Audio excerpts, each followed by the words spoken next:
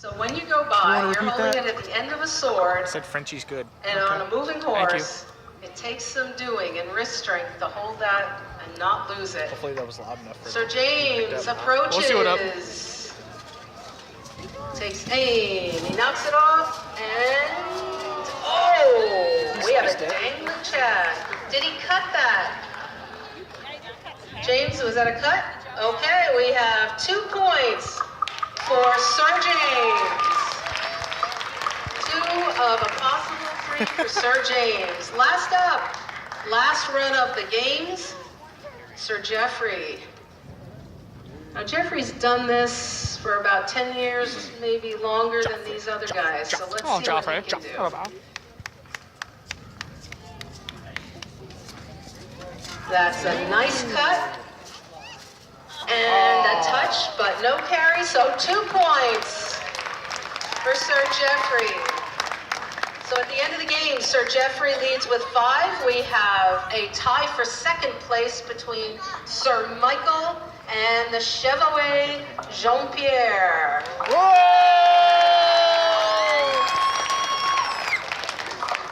The Knights on air don their helmets and shields for the joust. You see them doing so behind the red wall before you, which is called the tilt. The ultimate knightly game, it takes a brave man to present himself to the lance to be struck. The knight must have superb riding skills to be so smitten and yet stay on his horse. The knight's target is the shield each carries upon his chest, and each course will be scored accordingly. Garbage. And I have 2 of the ground crew who will help me show you how we score this. Help me help you. 1 arm raised indicates 1 point, which will be given for a touch, but no break. 2 arms raised indicates 2 points, which will be given for a break made off the shield or on the body. Oh, off the shield, on the body, helmet, or arm. Because of course, they're aiming for the shield. But if they break somewhere else, they still get 2 points. 3 points is indicated by crossed arms, which will be given for a break on the shield. This is the most desirable and highest scoring strike. 0 points will be given for a strike, but no break. And then demount. So each knight is riding for a maximum of 3 points per course. There are 2 courses per match. We're doing 3 matches. Each knight will get to go once from each end of the field. Now, while we're waiting for the knights to get their helmets on, this takes a while because some of these knights have helmets that actually buckle to their breastplate. Jousting helmets often do this because it helps support the neck should they be unhorsed. And speaking of unhorsing, although each knight will strive to strike the round of applause for those beautiful knights. The tournament is a great time to show off for the ladies. It's a great way to show off to your friends, to show your style.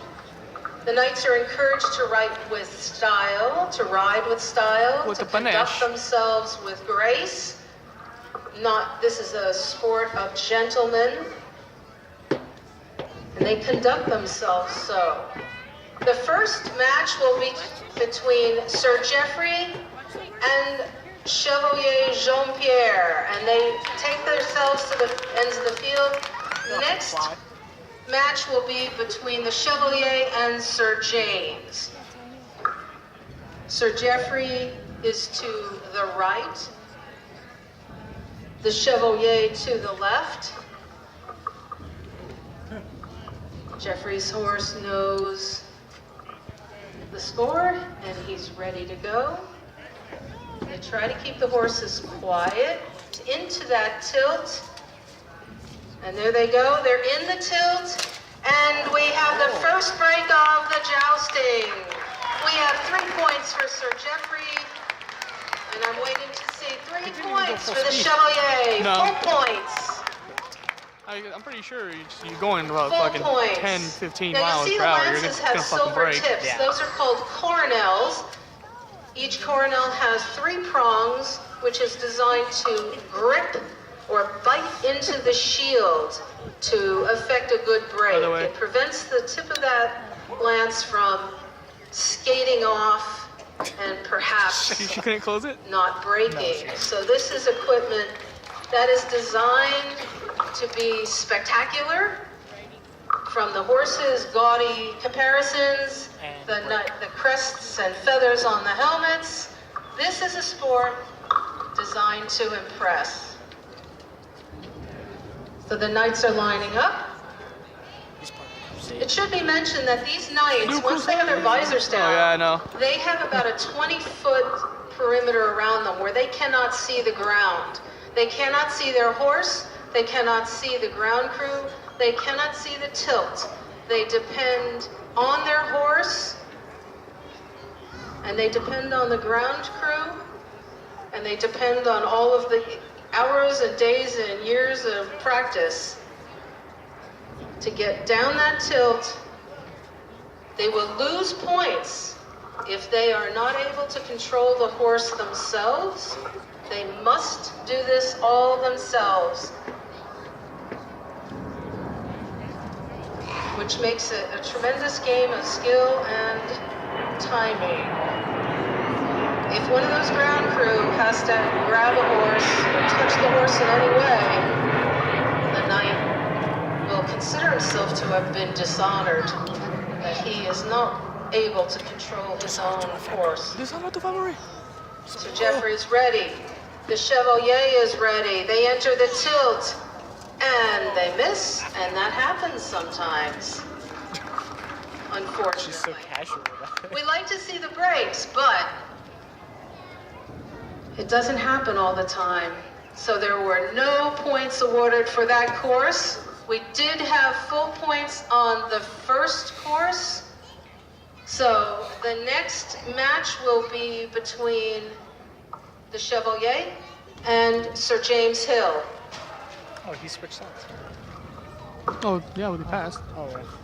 Now these knights are all friends. There's no good guys, no bad guys. Oh, This is a that's not what a knightly Knight's sport. Tale They are told all me. gentlemen. They are all friends. One does not present one's chest and one's life to one's enemy. Only to one trusts and one has practiced with. This is a dangerous game. They do make it look easy, but it is a dangerous game, and all enter into it knowing that someone could be injured. They take this very seriously. They practice quite a bit for this. They practice a lot for this, both in harness and out. Yes, I do. Bikes. Bikes. So the ground crew will hand off the lances. You know, you've done it as a kid once. Charlie's being good, waiting quietly. If you didn't, The Chevalier brings Lucas around. Lucas is ready to go. He is ready to run. Charlie's ready to run. They enter the list. We had a tip. I heard a tip. We've got just a tip. 1 point for Sir James because I heard that tip. Yeah, you did. And what about for the Chevalier? 1 as well. So they did touch, but they did not break their lances. Dude, don't So each touch. is awarded 1 point. They will have one more chance.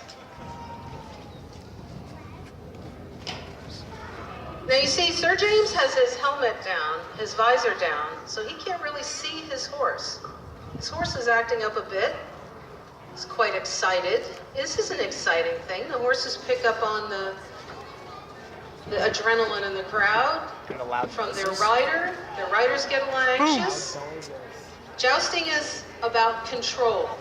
These knights have to remain calm so they don't transmit their anxiety, testosterone, excitement to their mounts. The horses will pick up on it. And we need these horses to be quiet. They know their job and they get quite excited. Lucas especially over here. I'll tell you, the Chevalier has quite a handful. We call him the pocket rocket. because Lucas loves to run fast and hit things. Is that really a thing? I guess. And the Chevalier Woo, pocket racket. has quite a hand. Oh my God. All right, Sir James has his lance. He's guiding his horse towards the tilt. Here we go. They're in No the break. tilt, and we have another touch. So 1 point and 1 point. So we have total of two touches, no breaks for our second match of the jousting. The last Just the match tip. will be between Sir James You don't cross and Sir swords, Michael. man. So Sir James is going to turn around, You never and Sir Michael's going to touch. come No, up. no, you don't just finish. And they will run 2 courses. Oh, don't look at me. Don't look at me. Oh, dude, what are you doing? You're breaking Now your the you're breaking costumes that the horses wear are called Just real fast, that's caparisons. it. They do not protect the horse. The red wall before you does, Red wall. and that's why it's there. It prevents the lance from going too low, and perhaps striking the horse. And you see the horses have armor on their faces, which is called chevrons, and that protects the horse's face from the lance. Oh my god, that's gonna be fucking quicker. That red wall was developed It's fucking 10 minutes. to protect I'm the on 11 horses, minutes right give now. them something to run on. There Here we Here go. we They are in the tilt. They approach, and a good break. And that's what we like to see. Good. Piece of lance Well right here. done, gentlemen. Well done. Let's have another round of applause. That was good, wasn't it? Come on. Fucking hell, like mine. That's what we came to see. And they did it very well.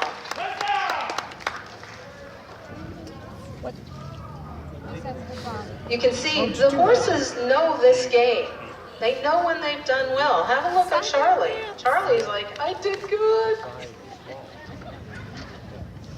Bring me another. Bring me a lance. I must de-horse this guy. That's right, de-horse All right. the guy. No one's being divorced. Sir James receives his De-horse the guy. lance. Sir Michael has his lance. Sir James is going to turn Charlie around. Charlie's going to Come on, go. Charlie. Petrus waits quietly. He's waiting. He's waiting. And they go. They're in the tilt. And there was a touch that I heard. 1 point for Sir James. Did we get? We've got I guess 1 they have point good angle. for. Huh? We're going to see the touches. Whoops, that was Sir Michael. I Okay, wish. so we have 1 and 1. Get your hands So, right, lady. at the end of the jousting, I'm going to total this up. We're going to give you the morning's winner. We do have, this is only half of the tournament. We will be No, we'll have running two. the same thing this afternoon. The score is thus. There is a tie for first place between the Chevalier Jean-Pierre and Sir James Hill. There is a tie for second place between Sir Michael of Ravensholm and Sir Geoffrey Hedgecock, but 1 point separates them. That's not a tie. The morning's tournament has an end, and the knights will come forward to the rails, so please take a moment to stop by to meet them.